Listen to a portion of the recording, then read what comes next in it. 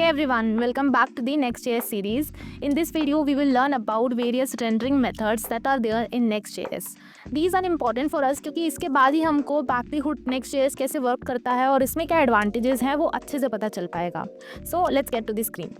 So starting with understanding CSR, SSR, SSG in Next.js, and we also have one bonus type of rendering that we will also see. So starting with what is rendering in web development. तो rendering होती क्या है पहले हमको वो जानना चाहिए. तो rendering process होता है जिससे हम convert करते हैं कोड को into the UI that the browser can display. तो वो चीज़ जो हम यूज़र को दिखा सकते हैं तो कोड को UI में कन्वर्ट करना वो होता है हमारा रेंडरिंग. रेंडरिंग हमारी मेजरली दो टाइप्स की होती है, एक क्लाइंट साइड और एक सर्वर साइड. नाम से पता चल रहा है क्लाइंट साइड रेंडरिंग वो होती है जो क्लाइंट को ऑन द ब्राउज़र विजिबल होती है. ठीक है, ब्राउज़र पे ही वो पूरा कोड जो है वो हमारा विजुअली UI में दिखता है, कन्वर्ट होता है. अगर वो ब्राउज़र पे हो रहा है तो that is your client side rendering. But अगर जो आपका कोड है वो आपका सर्वर से आ रहा है ऑलरेडी रेंडर होके, ठीक है, डेटा बन के आपका कंटेंट बन के फिर सर्वर से आ रहा है और फिर वो विजिबल हो रहा है, तो वो स्टार्टिंग से ही वो सर्वर से उसके में अंदर कंटेंट होगा. क्लाइंट साइड में नहीं होगा बट सर्वर साइड में होगा, तो वो होती है हमारी server side rendering. Server side rendering में भी हमारे पास एक तो होती है प्योरली सर्वर साइड रेंडरिंग और एक हमारे पास होती है static side generation. Static side generation आप ये मान लो कि सर्वर साइड से कोड तो आता है बट कई बार क्या होता है कि अगर हम कई सारे हर पेज का हम सर्वर पे जब यूज़र ने मांगा हम तभी उसको सर्वर पे जनरेट करवा रहे हैं. इस चीज़ की जगह हम क्या करते हैं, कुछ पेजेस लाइक अगर हमारे पास प्रोडक्ट्स के पेजेस हैं, हमको पता है कि over the time user will ask for them, तो हम पहले से ही बिल्ड टाइम पे उनको जनरेट कर लेते हैं. वो होता है हमारा स्टैटिक साइड जनरेशन. इसको हम स्टैटिक साइड जनरेशन बोलते हैं. So next we come to the client side rendering. तो ठीक है, अब इसको हम डिटेल में देखेंगे कि होती क्या है ये. So all the rendering browser पे होती है आफ्टर द जावास्क्रिप्ट लोड. जब जावास्क्रिप्ट लोड हो जाती है तो पूरी रेंडरिंग कहाँ हो रही है, हमारे ब्राउज़र पे. It is highly ideal for interactive apps like dashboard. तो क्लाइंट साइड रेंडरिंग हम कब करवाना चाह रहे हैं, जबकि हमारा इंटरैक्टिव है, क्योंकि जब सर्वर साइड रेंडरिंग होती है ना तो सर्वर से जब डेटा उठ के आता है तो उस पर इंटरैक्टिविटी का इशू आ जाता है. उसमें आप जो सर्वर का आप डेटा देते हो ना, सर्वर पे आप सिर्फ फेचिंग वगैरह के लिए यूज़ कर सकते हो. आप ये नहीं कर सकते कि आप बटन एलिमेंट लगा दो वहाँ पे, आप कोई भी ब्राउज़र की API वहाँ पे यूज़ नहीं कर सकते, तो उसकी थोड़ी लिमिटेशंस होती हैं. तो क्लाइंट साइड में जो हाईली हम कब करते हैं, जब हमको इंटरैक्टिविटी बहुत ज़्यादा चाहिए. तो क्योंकि आपको इंटरैक्टिविटी चाहिए तो फिर आप अगर सर्वर से सीधा डायरेक्ट मांगोगे तो फिर आपकी इंटरैक्टिविटी नहीं हो पाएगी. तो it happens only dynamic imports और no data fetching methods are use.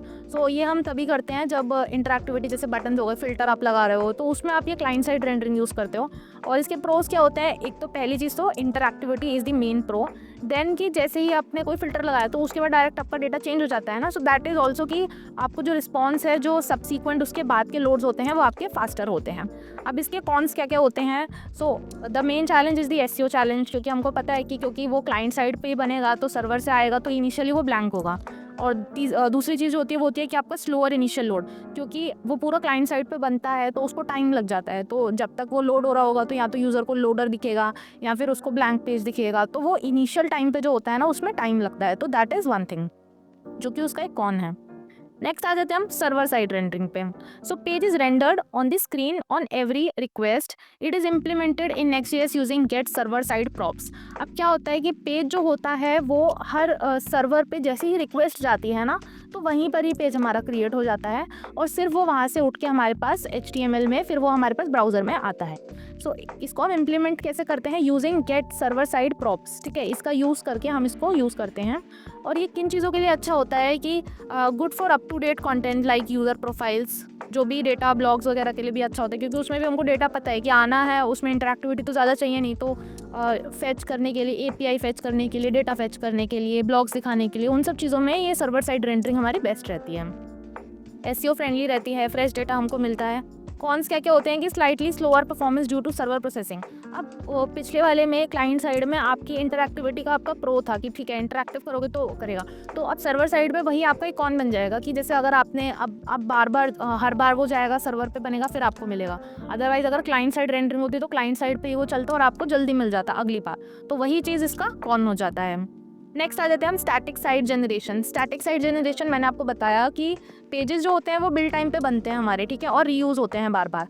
अब क्या करते हैं हम इसमें स्टैटिक साइट जनरेशन में हम क्या करते हैं कि बिल्ड टाइम पर ही हम कुछ पेजेस बना देते हैं जो कि हमको ऑलरेडी पता है कि वो भाई यूज़र जो है वो उसको बाद में यूज़ तो करेगा वो, तो बाद में सर्वर पे बनाने से अच्छा हम उसको पहले ही बना के रख देते हैं, जिससे कि अगर वो बाद में करते हैं तो उसको जल्दी मिल पाते हैं। तो implemented using get static props and optionally get static paths, तो ऐसे करके हम करते हैं। और ब्लॉग्स के लिए, डॉक्स के लिए, मार्केटिंग पेजेस के लिए, जिनका हमको ऑलरेडी पता है, प्रोडक्ट्स पेजेस के लिए भी, कि जिनमें डेटा जो है वो बार बार चेंज नहीं होगा, क्योंकि स्टैटिक साइट जनरेशन का मतलब ही है कि आपने बिल्ड टाइम पे उनको बना दिया, अब उनका डेटा जो है वो चेंज नहीं होगा जब तक अगली बार वो बिल्ड नहीं होंगे। तो वो चीज़ इसमें आपको ध्यान रखनी है कि क्योंकि ब्लॉग्स वगैरह का डेटा, डॉक्स, मार्केटिंग पेजेस, इन सब का डेटा बहुत जल्दी चेंज नहीं होता है, ये तो एक बार फिक्स का डेटा होता है, तो इसका आप पहले ही बना के रख लेते हो। और स्टैटिक साइट जनरेशन से आप क्या करते हो, डायरेक्ट उनका पहले बना लिया और जब यूज़र ने रिक्वेस्ट किया तो उसको जल्दी से मिल जाता है। कॉन्स क्या क्या होते हैं, कंटेंट में बिकम आउटडेटेड अनलेस रीबिल्ड। अब जब तक आप उसको रीबिल्ड नहीं करोगे ना, तब तक वो डेटा जो है वो आपका वो वैसे ही रहेगा, वो चेंज नहीं होगा। तो ये इसका एक कॉन होता है बहुत बड़ा। नेक्स्ट आ जाते हैं when to use what. So choose the rendering strategy based on your use case. तो CSR आपको कब यूज़ करना है, क्लाइंट साइड रेंडरिंग आपको तब यूज़ करनी है जब आपका डैशबोर्ड है, कोई ऐसी चीज़ है जिसमें आपको SEO की यूज़ नहीं है और आपका कोई इंटरैक्टिव ऐप है, यानी कि आपका कोई टूल है टाइप का और आपको SEO नहीं चाहिए, वो सिर्फ सिंगल पेज का है, तो उसमें आप क्लाइंट साइड रेंडरिंग यूज़ करते हो। और मेनली रिएक्ट में क्लाइंट साइड रेंडरिंग ही चलती है, ठीक है। और SSR आप कब यूज़ करते हो, जब आपको SEO फोकस्ड है और आपको रियल टाइम डेटा, क्योंकि सर्वर पे हर बार जैसे ही आप रिक्वेस्ट भेजोगे तो वो सर्वर नया रिक्वेस्ट बना के फिर आपको भेजेगा। तो SSR आप तब यूज़ करो जब आपका SEO फोकस्ड, आप चाहते हो कि SEO फोकस्ड आपका कंटेंट हो और रियल टाइम अपडेट होकर आपका कंटेंट बार बार आए।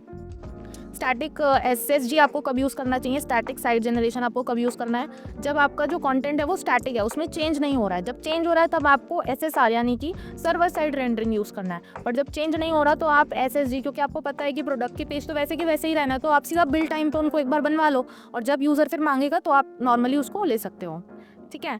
नेक्स्ट आ जाते हैं कि अब हमारे पास ना एक बहुत अच्छी चीज़ होती है जिसका हम यूज़ कर सकते हैं कि एक तो आप हाइब्रिड अप्रोच यूज़ करो Next.js में। हाइब्रिड मतलब कि आप कभी जब आपको जिस तरीके की नीड हो ना वो आप मेथड यूज़ करो। Mix and match CSR, SSR and SSG in one app, ठीक है। स्टैटिक होम पेज आप बना सकते हो SSG से, क्योंकि आपको पता है होम पेज में कुछ नहीं चेंज होना, तो होम पेज आपने स्टैटिक बना लिया। फिर डैशबोर्ड जो है उसमें आपने SSR यूज़ कर लिया क्योंकि वो चेंज होना है। फिर उसके बाद client side model interaction with CSR। अब जब आपको पता है कि जो मॉडल वगैरह है जिसमें इंटरैक्टिविटी बहुत ज़्यादा यूज़ हो रही है, उसमें आप CSR यूज़ कर लो। तो इससे क्या मिल जाता है, आपको फ्लेक्सिबिलिटी मिल जाती है परफॉर्मेंस में। समरी अब हमको पता चल गई कि किस तरीके से हम डिफरेंट मेथड्स यूज़ करते हैं, हमारी डिफरेंट नीड्स के अकॉर्डिंग हमको यूज़ करना चाहिए परफॉर्मेंस। और Next.js सिंप्लीफाई कर देता है पर पेज रेंडरिंग को। अब ये तो हमारी हो गई थ्योरी। अब next we will come to the practical part. तो अब हम आ जाते हैं हमारे कोडिंग स्क्रीन पे। सो अब हम आ गए हैं अपनी स्क्रीन पे। अब आप क्या देख सकते हो कि जो हमारे सोर्स के बाद ऐप की डायरेक्टरी है, इसके अंदर अब हमको जब भी पेजेस बनाने होते हैं, ठीक है, तो अब हमारे पास ऐप की डायरेक्टरी के अंदर मैंने क्या करा है, मैंने डायरेक्टरी बनाई है CSR, ISR, SSG और SSR। इसके अंदर मैंने अलग अलग डायरेक्टरी बनाई है। ISR को you can skip for now, वो हम अभी देखेंगे, that is the bonus rendering method that we have. So CSR client side rendering, SSG static side generation, SSR is server side rendering. अब इसके अंदर आप देखोगे तो page.js हमने लिखा है। अब ये page.js हमने क्यों लिखा है, क्योंकि अभी हमने पढ़ा था कि Next.js में फाइल बेस्ड राउटिंग हमारे पास होती है। फाइल बेस्ड राउटिंग का मतलब है कि अब क्योंकि ये मेरा ऐप के अंदर मैंने सीधा CSR लिखा है, तो जब भी मैं इस CSR को मेरा लोकल होस्ट 3000/CSR करूँगी तो मेरे को कौन सा पेज मिलेगा, मेरे को एग्जैक्टली ये वाला पेज दिखेगा। So that is the file based routing, कि आपको ऐसे दिखेगा। फिर उसके बाद हमारे पास ये होम पेज है, जो आप नॉर्मली जब 3000 पोर्ट को हिट करोगे तो आपको ये वाला पेज मिलेगा। So let's go to the screen. अभी आप देखो कि ये मेरा है होम पेज। अभी मैं बाकी सारे पेजेस हटा देती हूँ। तो यहाँ पे welcome to the rendering demo है और ये मेरे अलग अलग पेजेस का लिंक है। अगर आप नीचे देखो यहाँ पे बॉटम लेफ्ट साइड में, तो यू कैन सी कि this is CSR, this is SSR, SSG। तो अब हम क्या करते हैं, वन बाय वन हम यहाँ पे इसको ओपन कर लेते हैं। सो ये हमारा CSR का है, ये हमारा सर्वर साइड का है और ये हमारा स्टैटिक साइड का है। ये हमने 3 के ओपन कर लिए। First now let's go to the code. एक बार हम कोड चेक कर लेते हैं कि किस तरीके से वन बाय वन हम कोड का इम्प्लीमेंटेशन देखते हैं इसका। तो this was CSR, SSR, SSG and ISR। Routing के लिए we will have separate video, तो उसमें आपको राउटिंग और ज़्यादा क्लियर हो जाएगी। अभी के लिए the focus is on the rendering method, कि किस तरीके से बिहाइंड द हुड कि वो रेंडर कैसे करता है। So first we have this CSR मतलब क्लाइंट साइड रेंडरिंग। अब देखो, जब भी आपको client side rendering by default क्या होते हैं, आपके अंदर ये जितने भी होते हैं ना, ये बाय डिफॉल्ट होते हैं हमारे सर्वर साइड रेंडरिंग पे। अगर आपको किसी में भी इंटरैक्टिविटी चाहिए और आप चाहते हो कि वो क्लाइंट साइड रेंडरिंग हो, तो आपको ऊपर ऐसा देना पड़ता है। इसको बोलते हैं हमारे डायनेमिक कंपोनेंट, ये सर्वर साइड कंपोनेंट है आपका। तो इसमें आपको ऊपर ऐसे मेंशन करना पड़ेगा यूज़ क्लाइंट। तो ये होता है आपका इंपॉर्टेंट होता है, जब भी आपको उसको बताना, आपको नेक्स्ट.जेएस को बताना पड़ेगा कि इस कंपोनेंट को मैं एक क्लाइंट साइड कंपोनेंट बनाना चाहती हूँ। तो ठीक है, तो अब फिर उसके बाद हमने क्या करा, हमने यूज़ इफेक्ट और यूज़ स्टेट को करा। अगर आप नॉर्मली वैसा करते हो तो आप इनको इंपोर्ट सर्वर साइड में नहीं कर सकते थे। फिर इसके बाद हमने क्या करा, एक्सपोर्ट डिफॉल्ट, या हमने एक CSR पेज का, या हम एक कंपोनेंट बना रहे हैं, हमने एक स्टेट बनाई है इसमें, पोस्ट और सेट पोस्ट। अब हमने यहाँ पे क्या करा है, फेच करा है, एक API कॉल करा है। तो ये एक जेसन प्लेस होल्डर, ये एक फेक API कॉल होती है जेसन प्लेस होल्डर, इसमें आपको एक API का डेटा मिलता है। ये just for dummy practice purpose ये मैंने यूज़ करा है। तो इससे आपको पोस्ट मिल रही है एक, और उस पोस्ट में भी आपको एक पोस्ट नंबर 1, इसकी हम ID दे रहे हैं ना, तो पोस्ट नंबर 1 आपको मिल रही है। जब आपको, क्योंकि ये एक प्रॉमिस होता है, तो प्रॉमिस को हमको ऐसे रिसीव करना पड़ता है। फिर उसके बाद रिस्पॉन्स के बाद जेसन में हम इसे कन्वर्ट कर रहे हैं, जो कि अगेन एक प्रॉमिस होता है, और फिर हम सेट पोस्ट में इसको सेट कर रहे हैं। ये हम इनिशियल टाइम पे चला रहे हैं सिर्फ वंस, ठीक है। तो ये अब हमने चला दिया है। अब उसके बाद आप देखोगे यहाँ पे क्लाइंट साइड रेंडरिंग हो रही है हमारी, और अगर पोस्ट है तो हम उसको ऐसे दिखा रहे हैं, अदरवाइज हम लोडिंग दिखा रहे हैं यहाँ पे। तो ये अब हमने बना दिया। अब ये हमारा है एक क्लाइंट साइड रेंडरिंग का एग्जाम्पल। अब हम ब्राउज़र पे जाते हैं और ब्राउज़र पे हम देखते हैं कि कैसा हमारा दिख रहा है। तो देखो ये रहा क्लाइंट साइड रेंडरिंग, ये हमारा टाइटल आ रहा है, हमारी बॉडी आ रही है। इसको मैं अगर रिफ्रेश करूँ तो देख सकते हो आप कि जब वो फेच कर रहा है तो उसमें क्या दिखाता है, मेरे को लोडिंग दिखाता है जब वो फेच कर रहा होता है। तो ठीक है, ये हो गया हमारा क्लाइंट साइड रेंडरिंग का। अभी हम एंड में एग्जाम्पल, मतलब इन तीनों का कंपैरिजन, तीनों चारों का कंपैरिजन भी देखेंगे। नेक्स्ट आ जाते हैं अभी हमारा क्लाइंट साइड रेंडरिंग में। आपको बस ये ध्यान रखना है कि आपको जब भी किसी कंपोनेंट को बताना पड़ेगा आपको कि इसको क्लाइंट साइड यूज़ करना है, तो आपको ऊपर यूज़ क्लाइंट ऐसे देना पड़ेगा, ठीक है। और फिर उसके बाद आप नॉर्मली जैसे आप रिएक्ट में करते थे वैसे कर सकते हो। फिर आ जाते हैं हमारे पास नेक्स्ट पार्ट में, that is the server side rendering. Server side rendering में हमको पता है कि जो हमारा पूरा कोड होगा वो सर्वर पे बनेगा। तो सर्वर पे बनने के लिए पहले हमने ये जस्ट नॉर्मली कंपोनेंट बनाया, फिर इसके बाद हमने क्या करा, हमने रिस्पॉन्स यहाँ पे API कॉल करा अगेन वो, और फिर यहाँ पर ना हमको ये ऑब्जेक्ट देना पड़ता है, ये अलग से पैराम देना पड़ता है, जिसमें कि हम इसे बताते हैं। लेकिन नेक्स्ट.जेएस के पास ना कुछ कुछ ऐसे मेथड्स होते हैं जो कि आप बता सकते हो। क्या होता है कि अगर आप ये कैशे नो स्टोर दे दोगे ना, तो क्या होगा कि अगर ये पेज दोबारा मैं हिट करूँगी ना, तो हर बार ये सेम पेज, क्योंकि परफॉर्मेंस ऑप्टिमाइजेशन नेक्स्ट.जेएस करता है, तो ये हर बार ये सेम पेज उठा लेगा। बट अगर आपको वो चीज़ नहीं करनी, तो आपको बताना पड़ेगा कि जो इसका कैशे में इसको मत रखो, क्योंकि नेक्स्ट.जेएस अपने आप कैशे वगैरह से डील करता है, वो परफॉर्मेंस ऑप्टिमाइज करने की सारी चीज़ें इंप्लीमेंट करता है। तो आप इसको बताओ कि हर रिक्वेस्ट पे जब भी ये पेज मैं फेच करूँ, तो हर बार मेरे को नया फ्रेश पेज ही दे, ये सर्वर पे नया फ्रेश पेज क्रिएट करें। तो जब ये क्रिएट कर देगा तो आप देख सकते हो कि we are saving this post. तो यहाँ पर हम ऐसे हमने पोस्ट में सेव करा, और फिर उसके बाद हमने यहाँ पे, आप देखो यहाँ पे हम सर्वर पे ही ये पूरा H1 और H2 बना रहे हैं, और फिर डायरेक्टली हम क्या कर रहे हैं, हम इसको देख पा रहे हैं। देखो यहाँ पे अब आ जाते हैं हम SSR वाले पेज पे। देखो सर्वर साइड रेंडरिंग। अब अगर मैं इसको रिफ्रेश करती हूँ ना, तो आप देख सकते हो कि कोई लोडर वगैरह कुछ नहीं आ रहा, वो डायरेक्ट पूरा ही रिफ्रेश हो पा रहा है।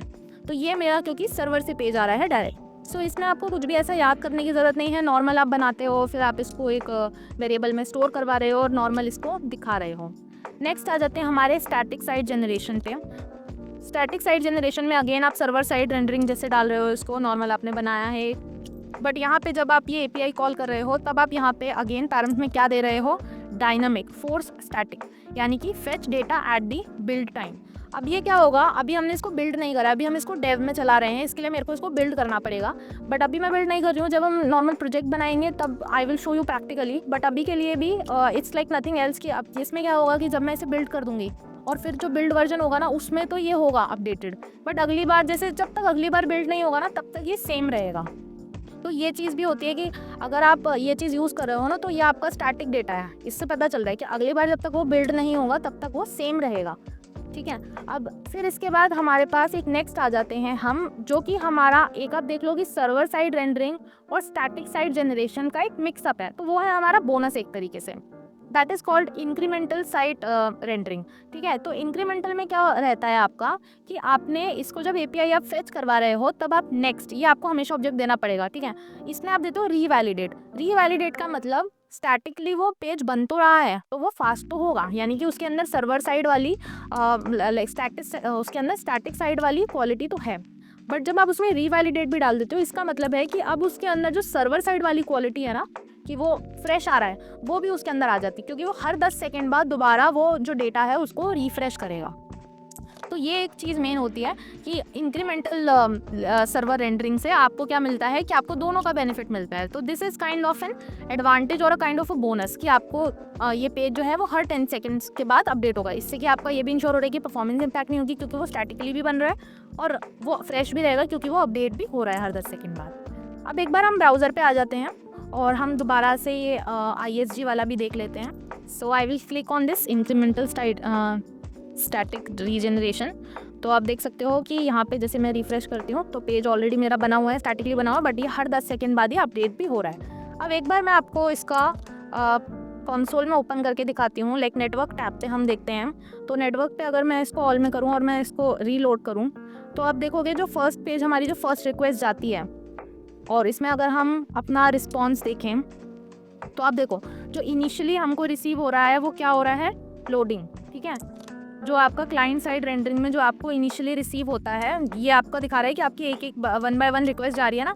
तो यहाँ पे देखो ये आपकी API कॉल की रिक्वेस्ट गई है, तो ये आपका जो फर्स्ट टाइम जो आपको ब्राउज़र को सबसे पहले डेटा रिसीव हो रहा है वो ये रिसीव हो रहा है। बट इन केस अगर हम स्टैटिक साइड ये सर्वर साइड रेंडरिंग में देखेंगे, जब हम इसमें हम ओपन करेंगे और इसमें मैं इसको रिफ्रेश करती हूँ तो आप देखो अब यहाँ पे अगर मैं इसको चेक करूँ तो यू कैन सी कि अब हमको स्टार्टिंग से ही पूरा डेटा मिल रहा है। तो ये आप देख सकते हो कि पेज हमारा कितना ज़्यादा परफॉर्मेंस कितनी हमारी इंप्रूव हो गई कि अब जो ब्राउज़र है उसको पूरा डेटा कंटेंट उसको स्टार्टिंग में ही मिल पा रहा है।